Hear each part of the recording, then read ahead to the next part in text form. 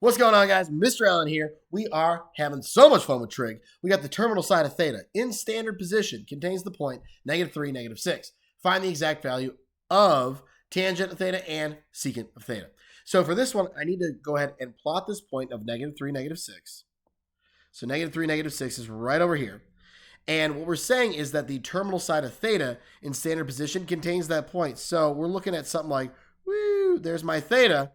So how do I deal with this? Well, I'm going to go ahead and draw this guy back to that x-axis and create this right triangle. Well, I'm going to have -3 for one of the sides of that triangle and -6 for the other side, right? My x-coordinate is left and right. My y-coordinate is up and down. From here, I can use my reference angle, this angle right here to my x-axis, right? In this case, the negative x-axis, to find my tangent of theta and my secant of theta. I can actually get tangent of theta right now, right off the bat. Tangent of theta, it's opposite over adjacent, which is -3. So that's going to be a +2 for my tangent of theta. But for secant, secant is my hypotenuse over adjacent, choshakao, right? Sha. Okay. So hypotenuse over adjacent. I need my hypotenuse. How am I going to get that? 3 and 6 are not part of a Pythagorean triple. So I actually only need to do Pythagorean theorem. Oh my goodness, I put cubed, squared, and then I've got -6 squared equals c squared.